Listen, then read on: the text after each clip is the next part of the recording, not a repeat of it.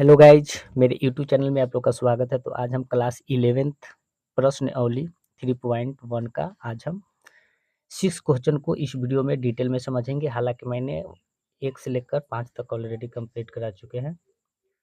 तो आज हम 6 क्वेश्चन को इस वीडियो में बहुत ही आसानी तरीका से बताएंगे आप लोगों को। तो आप लोग शुरू से अंत तक बने रहें। देखिए क्वेश्चन नंबर 6 क्या कह रहा है कि यदि दो वृत्तों के समान लंबाई वाले चाप अपने केंद्रों पर क्रमशः 60 डिग्री तथा 75 डिग्री के कोण बनाते हैं तो उनकी त्रिज्याओं का अनुपात ज्ञात करना है हमें। उनके त्रिज्याओं का अनुपात हमें ज्ञात कर लेना है। तो बहुत ही क्वेश्चन शानदार है। तो किताब पे कर लेते हैं साइड और अपने पास एनसीईआरटी की किताब क्लास 11th का जरूर रखें बच्चों, ताकि आप लोग को बनाने में हेल्प और समझ में आए। ओके, तो किताब को कर लेते हैं साइड और बनाना चालू करते हैं। पहले तो हम दो वृत्त ले लिए और दो वृत्त के बीचों बीच एक केंद्र होती है, तो हमने ये केंद्र ले लिया। इसमें भी एक केंद्र ले लिया, क्योंकि वृत्त के बीचों बीच जो होती है पॉइंट में वो केंद्र होती है। तो देखो बच्चों, हम क्या आपसे कहने वाले हैं कि देखिए वृत्त की ये त्रिज्या होती है। ये वृत्त की क्या हुआ? त्रिज्या हुआ। ओके, और ये वृत्त की त्रिज्या हो गया। ये भी वृत्त के क्या हो जाएगा? त्रिज्या हो जाएगा। यानी केंद्र से ये परिधि को मिलाती है, उसे हम त्रिज्या कहते हैं। ओके, तो देखिए ये हमारा ये जो चाप की लंबाई हुआ, ये हमारा चाप की लंबाई हो गया। इसमें भी चाप की लंबाई हो गया। इस त्रिज्या को हम R1 मान लेते हैं। इस त्रिज्या को क्या मान लेते हैं? R1। और इस त्रिज्या को हम R2 मान लेते हैं। ओके, अब क्या कहा ये कोण जो है बच्चों, ये वाला कोण जो है इसमें एगो 60 डिग्री का दे रखा है और इसमें कितना डिग्री का दे रखा है? 75 डिग्री का दे रखा है। इस प्रकार हमें दे रखा है, किताब में आपको ऑलरेडी दे रखा है। तो ये चाप की लंबाई ये हम L से सूचित करते हैं, तो ये भी हमारा L होगा ना। तो इस प्रकार हमने चाप की लंबाई L है।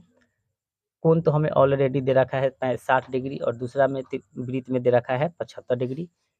इस त्रिज्या को हम R1 मान लिए और दूसरा वाला वृत्त में त्रिज्या को हम R2 मान लिए। ओके, तो अब हम क्या करना है बच्चों? तो देखिए हमें डिग्री में हमें ऑलरेडी दे रखा है 60 डिग्री और दूसरा वृत्त में हमें दे रखा है 75 डिग्री।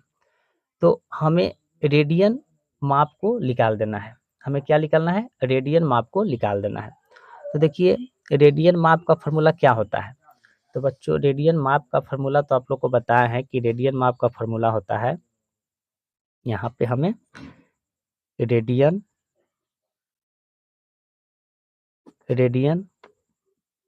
माप बराबर जो होता है पाई बटा 180 गुने क्या होता है? डिग्री माप होता है। डिग्री माप होता है। ओके, तो ये हमारा पाई है तो पाई होगा। अब बटा 180, तो 180 और गुने डिग्री जो हमें दे रखा है एक पहला वृत्त में हमें दे रखा है, हमें क्या दे रखा है? 60 दे रखा है, तो हमने 60 रखा। ओके, तो अगर इसे हम 60 दिया कितना हो जाएगा? 180 हो जाएगा। तो हमें निकल के आया कितना? हमें निकल के आया रेडियन निकल के आ गया कितना? हमें निकल के आ गया पाई बटा 3 आ गया। ये पाई बटा 3 आया। अब हमें एल यानी चाप की लंबाई निकालना है। तो बच्चों आप लोग को ये फार्मूला पता होगा कि चाप की लंबाई का फार्मूला जो होता है एल बराबर क्या होता है? आर थीटा होता है। आर थीटा होता है एल बराबर, यानी ये चाप की लंबाई तो एल बराबर आर थीटा होता है। तो देखिए हमें एल है तो एल रहने दिए। ओके, बराबर आर। आर कहे तो ध्यान से देखिए, आर कहे तो ये हमारा त्रिज्या, तो ये त्रिज्या कितना है? R1 है। तो यहाँ पर हम लिखेंगे बच्चों का जी R1। और थीटा के मान कहे तो रेडियन ही थीटा का मान होता है। यहाँ पर कोण है, ये कुछ नाम दे दिए थीटा, तो थीटा ही रेडियन होता है।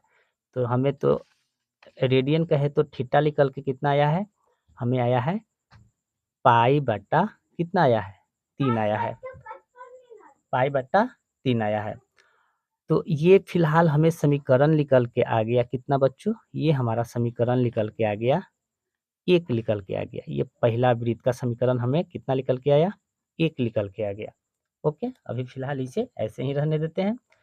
बार-बार बोल रहे हैं कि थीटा ही रेडियन होता है, तो हमने यहाँ पर रेडियन को थीटा भी मान सकते हैं या तो रेडियन भी मान सकते हैं, यानी थीटा ही रेडियन होता है। ओके, अब आते हैं दूसरा वृत्त में। दूसरा वृत्त में क्या है? इसमें भी उसी प्रक्रिया करना है, उसको भी ऐसे ही कर देना है। कैसे करना है? रेडियन माप निकाल देना है, यानी रेडियन माप निकाल लिए। तो रेडियन माप क्या होता है? पाई बटा 180 गुने डिग्री माप होता है। डिग्री माप होता है, तो पाई बटा 180 गुने इसमें 75 है तो 75 लिखें। ओके, इसमें 75 है तो 75 लिखें। तो ये हो जाएगा 25 का 75 हो जाएगा। ये हो जाएगा कितना? 60 तिया 180, ये 5 बार में 5 25, ये हो जाएगा 12 60 हो जाएगा। तो इसमें हमें निकल के आया 5 में पाई से गुना करेंगे तो 5 पाई हो जाएगा। अब बट्टा क्या हो जाएगा? 12 हो जाएगा। इसमें भी बच्चों हमें निकालना है, चाप की लंबाई कहे तो एल। तो इसमें भी हम क्या कर देंगे बच्चों? एल का फॉर्मूला क्या होता है? यानी आर थीटा होता है। आर क्या होता है? थीटा होता है। तो एल बराबर क्या हो जाएगा? एल बराबर हो जाएगा, इनमें आर है तो इसमें त्रिज्या हमें R2 है दे रखा है, यहाँ पर R2, तो यहाँ पर हम R2 लिखेंगे। R2 और थीटा का मान कहे तो रेडियन, यही चीज आएगा, रेडियन ही थीटा होता है। तो ये हमारा थीटा आ जाएगा कितना? 5 पाई बट्टा कितना हो जाएगा? 12 हो जाएगा। और ये हमारा समीकरण निकल के आ गया क्या? दूसरा आ गया। ये हमारा समीकरण कितना निकल के आया? दूसरा आ गया। अब बच्चों क्या करेंगे? फर्स्ट समीकरण और सेकंड समीकरण दोनों में भाग दे देंगे, यानी समीकरण कहे तो समीकरण 1 तथा 2 से भाग देने पर हम दोनों पे, यानी समीकरण 1 और समीकरण 2 से हम क्या कर देंगे? भाग दे देंगे। कोई दिक्कत नहीं। तो भाग देते हैं। समीकरण 1 क्या है? तो हमारा समीकरण, ये हमारा एल जो है, एल बराबर क्या हो जाएगा? R1 पाई बटा 3, एक जो है पूरा का बट्टा है, तो पूरा का बट्टा भाग यानी पूरा बट्टा। अब फिर क्या हो जाएगा? एल बटा एल लिख देते हैं, क्योंकि दोनों में तो एल है। इसमें क्या है? दूसरा में R2 5 पाई बटा क्या हो जाएगा? 12 हो जाएगा। तो ये हमारा एल से एल काट देते हैं, तो एक आ जाएगा, यहाँ पर भी एक आ जाएगा।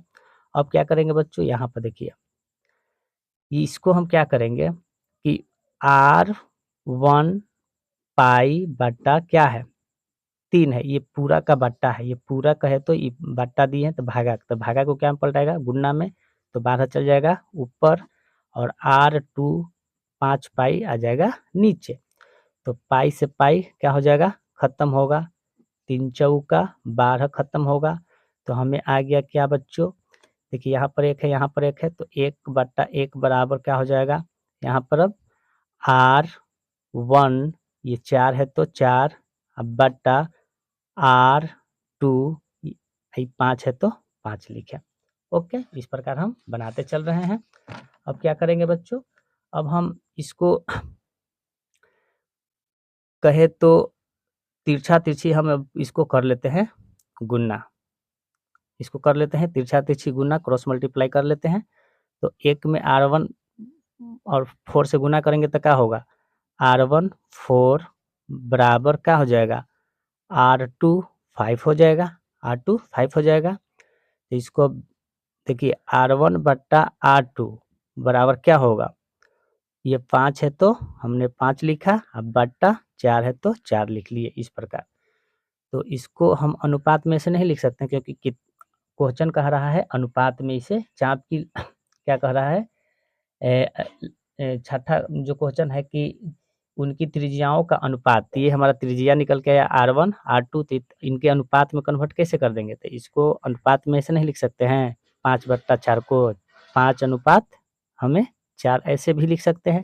तो यही हमें त्रिज्या का अनुपात निकल के आ गया, यही तो है त्रिज्या का अनुपात। एगो का मान R1 एगो का R2, तो R1 का 5 और ये क्या हो जाएगा, अनुपात 4 हो जाएगा। तो इस प्रकार हम बनाते रहे हैं।